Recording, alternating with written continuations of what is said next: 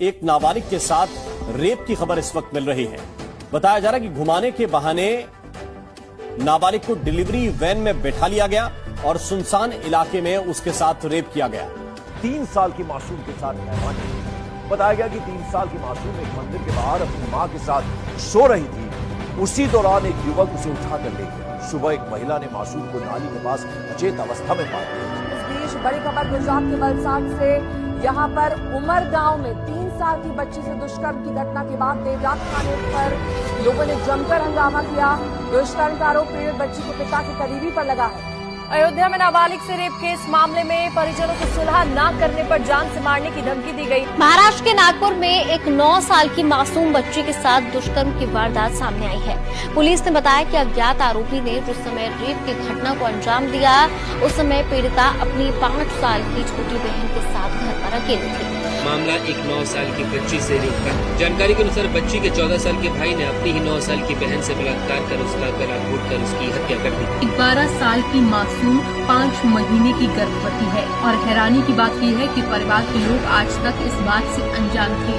नाबालिगों की गर्भवती होने की संख्या चिंताजनक रूप से बढ़ रही है। केरल में तो एक मामला ऐसा आया है जिसमें नाबालिग भाई ने ही अपनी नाबालिग बहन को गर्भवती कर दिया। इस तरह की घटना शायद ही कभी कोर्ट के सामने आई। तो दिल दहलाने वाली घटना सामने आई है, उसमें बड़ा खुलासा हुआ है। सनसनीखेज वारदात की जानकारी जो मिली है उसके तहत एक बेटी पर ही अपनी बुजुर्ग मां की हत्या का आरोप है। अलमारी से बुजुर्ग महिला की लाश मिली थी। 2 महीने से इस लाश को अलमारी में छिपा कर रखा गया था।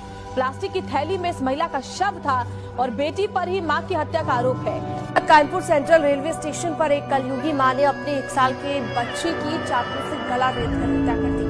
हत्या करने के बाद बच्चे का सिर डस्टबिन में डालकर महिला फरार हो रही थी, जिसे मौके पर मौजूद यात्रियों ने पकड़ लिया। एक मां ऐसी भी थी जिसने अपनी सगी औलाद के सिर पर कुल्हाड़ी से वार किया। न सिर्फ कुल्हाड़ी से मारकर उसकी जान ली, बल्कि उसके जिस्म के टुकड़े किए और फिर उन टुकड़ों को पकाकर खा लिया।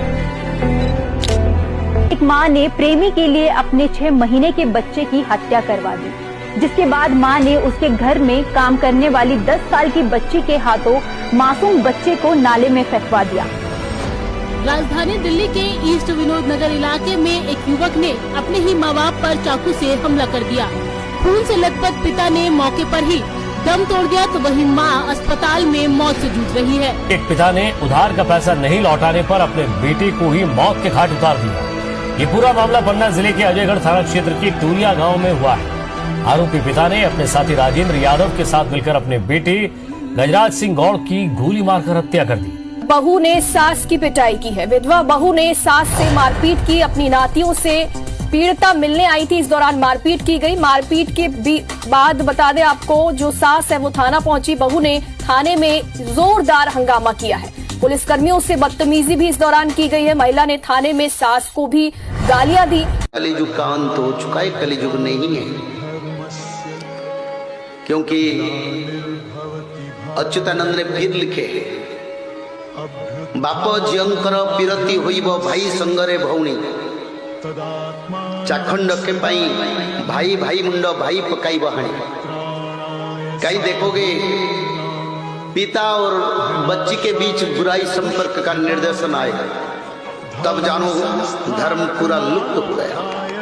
और कहीं कहीं देखोगे भाई बहन को विवाह करेगा, शादी करेगा, तब कलियुग का अंत होगा। क्योंकि जगन्नाथ संस्कृति में हर तत्व रचना है, उसको तोड़ने वाले धरती पर कोई परंपरा नहीं है। कलियुग अंत चुका है और समय आ रहा है, हम देखेंगे और अभी भी देख रहे हैं। त्रिसंध्या या सुधर्मा महासंघ से जुड़ी अधिक जानकारी हेतु दिए गए नंबर पर संपर्क करें